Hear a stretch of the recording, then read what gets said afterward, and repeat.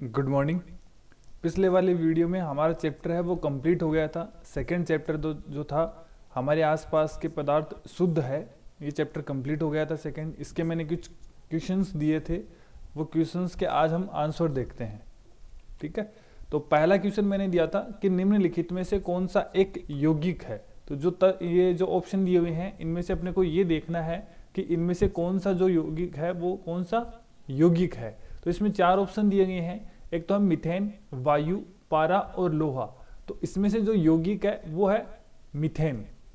वायु है वो एक मिश्रण है, पारा एक तत्व है, लोहा भी एक क्या है, तत्व है, और जो मीथेन है वो क्या है, एक यौगिक है। तो इसका आंसर होगा मीथेन।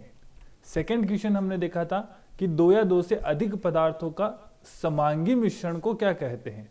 यानी कोई दो पदार्थ है, हमने ये देखा था कि जो पदार्थ है वो दो प्रकार के होते हैं, एक तो समांगी होता है और एक विषमांगी मिश्रण होता है। दो प्रकार के मिश्रण होते हैं। समांगी मिश्रण में वो होता था कि भाई जो दो अवयव है, जो भी मिश्रण में जो अवयव है वो समान रूप से हर जगह पर घुले हुए हो। मान लो कि दो पदार्थ हमने घोले, जैसे जल और नमक हमने घोला, तो वो समान रूप से पूरे जल में घुल गया वो नमक।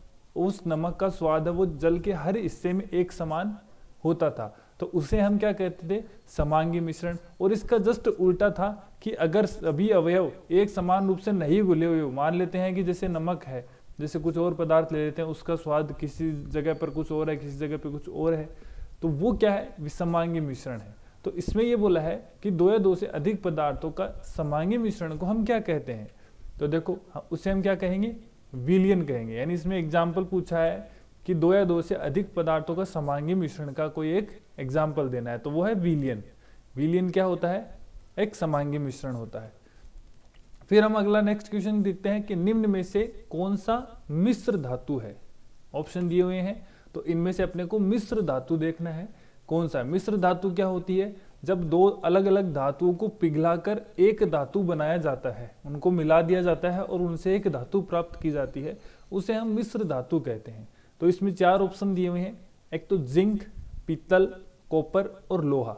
इन चारों में से पीतल है एक मिश्र धातु है जो जिंक और कॉपर से मिलकर बनता है। फोर्थ क्वेश्चन है, तो इसका आंसर क्या हो जाएगा, पीतल। फोर्थ क्वेश्चन है कि वह मिश्रण जिसके प्रत्येक भाग में उसके अवयवी पदार्थ का संगठन एवं गुण समान होता है कहलाता है। अभी अपन ने देखा था, जो सेकंड क्वेश्चन है उसमें हमने देखा था कि कोई ऐसा मिश्रण है जिसके जो अवयवी कण है, जो दोनों पदार्थों के अवयवी कण है वो समान रूप से एक घुले हुए हैं सभी जगह पर, और उनके गुण क्या है, एक समान है। उस मिश्रण का गुण क्या है, एक समान है। तो उसे हम क्या कहेंगे, समांगी मिश्रण कहेंगे। क्या कहेंगे, समांगी मिश्रण।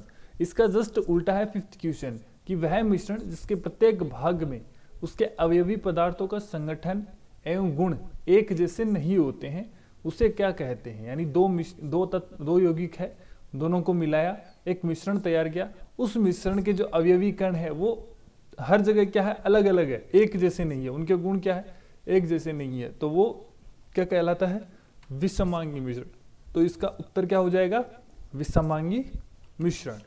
नेक्स्ट अपन चलते हैं क्वेश्चन कि पीतल कौन कौन से धातु का मिश्र धातु है।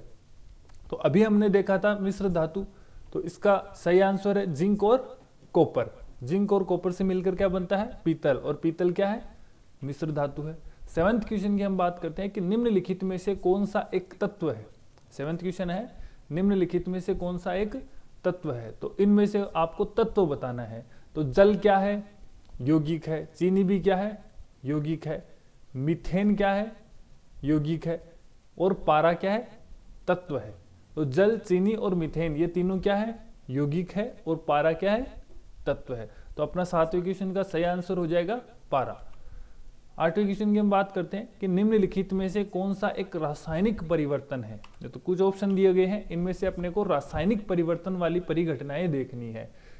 वही हमने ये देखा है कि कोई भी पदार्थ होता है तो उसकी दो परिघटनाएं होती है, एक तो भौतिक परिवर्तन होता है उस पदार्थ में, और दूसरा होता है रासायनिक परिवर्तन। तो हमको ये देखना है कि इसमें से रासायनिक परिवर्तन वाली घटना कौन सी है। तो पहला ऑप्शन है पेड़ों को काटना, जल का उबलना, बर्फ का गलना और लोहे का जंग लगना। तो इसका सही आंसर है लोहे का जंग लगना। भाई हमने देखा है कि कभी कभी बरसात के टाइम हमने कहीं लोहे का टुकड़ा अगर देखा हो तो उस पर भूरे भूरे रंग का एक आवरण चढ़ा हुआ रहता है, जिसे हम क्या कहते हैं, जंग लगना। तो वो जंग लगना एक क्या है, रासायनिक परिवर्तन है। तो अपना आंसर हो जाएगा लोहे का जंग लगना। फिर 9वां क्वेश्चन, निम्नलिखित में से कौन सा एक मिश्रण है। तो कुछ ऑप्शंस दिए हुए हैं, इनमें से अपने को मिश्रण देखना है कि मिश्रण कौन सा है। चांदी क्या है, एक तत्व है। आयोडीन भी एक तत्व है। जल एक यौगिक है। और वायु क्या है, एक मिश्रण है, क्योंकि वायु में अनेक प्रकार की गैसों का एक मिश्रण पाया जाता है। वायु में बहुत सारी गैसें पाई जाती है, ठीक है। तो वायु क्या है, एक प्रकार का मिश्रण है। तो अपना आंसर क्या हो जाएगा, वायु। 10th क्वेश्चन है, निम्नलिखित में से कौन सा एक भौतिक परिवर्तन है। ऊपर हमने रासायनिक परिवर्तन देखा था, अब अपने को भौतिक परिवर्तन बताना है। तो देखो, पहला है जल में नमक का घुलना, कागज का जलना, पौधों में वृद्धि और लोहे में जंग लगना। तो इसमें भौतिक परिवर्तन है वो है जल में नमक का घुलना। जल में नमक का घुलना भौतिक परिवर्तन है। जब हम जल में नमक को घोलते हैं तो उसके अंदर नमक की प्रकृति है वो चेंज नहीं होती, उसका स्वरूप चेंज हो जाता है। नमक पहले ठोस था और जब पानी में हम उसको मिला देंगे तो वो द्रव में परिवर्तित हो जाएगा, मतलब उसका स्वरूप चेंज हो गया। और जब भी किसी पदार्थ का स्वरूप चेंज होता है तो वो भौतिक परिवर्तन होता है। तो इसका सही आंसर क्या हो जाएगा, जल में नमक का घुलना। नेक्स्ट क्वेश्चन है, कमरे के तापमान पर द्रव अवस्था में पाई जाने वाली तत्व है, यानी ऐसे कौन से तत्व है जो रूम के यानी कमरे के टेम्परेचर पे तापमान पर द्रव अवस्था में उपस्थित रहते हैं। तो ऑप्शन दे रखा है सोडियम और क्लोरीन, गैलियम और सीजियम, ब्रोमीन और पारा, मैग्नीशियम और सिलिकॉन।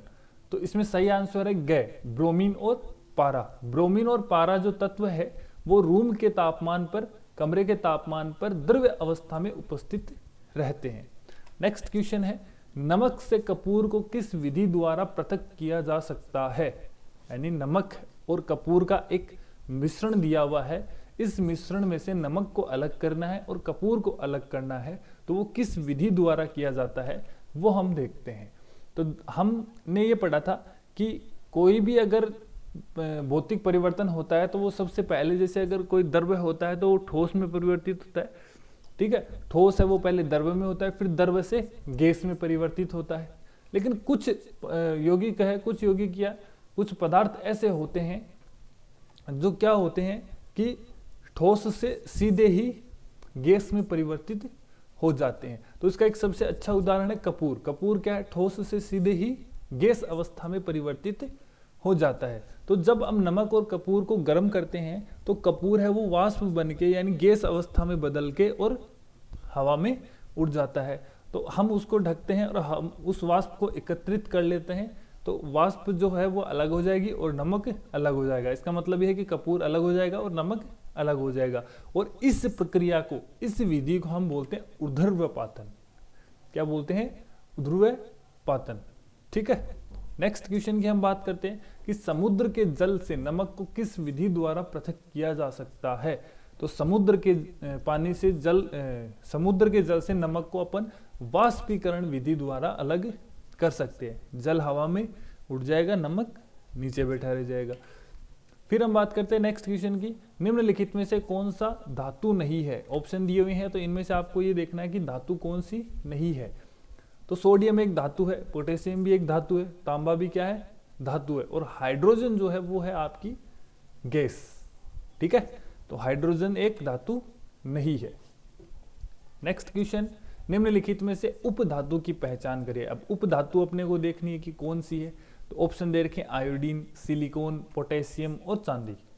तो आयोडीन भी नहीं है, आयोडीन भी उपधातु नहीं है। तो सिलिकॉन क्या है, इसमें एक उपधातु है। उपधातु का मतलब है कि सिलिकॉन में धातु के गुण भी पाए जाते हैं और अधातु के गुण भी पाए जाते हैं। तो सिलिकॉन क्या होगी, उपधातु होगी। तो सिलिकॉन इसका राइट आंसर है। नेक्स्ट क्वेश्चन की हम बात करते हैं, ऐसे तत्व जिनमें धातु और अधातु दोनों के गुण पाए जाते हैं उसे क्या कहते हैं। यानी कुछ ऐसे तत्व होते हैं जिनके अंदर धातु के गुण भी पाए जाते हैं और अधातु के गुण भी पाए जाते हैं, उसे हम क्या कहते हैं। तो अभी हमने देखा था, उसे हम क्या कहते हैं, उपधातु कहते हैं। क्या कहते हैं, उपधातु कहते हैं। 17वां क्वेश्चन, नेक्स्ट क्वेश्चन, धातुओं में कौन से गुण पाए जाते हैं? जो धातु होती है उनमें गुण कौन से पाए जाते हैं? तो वो देखो, उष्मा व विद्युत की सुचालक होती है।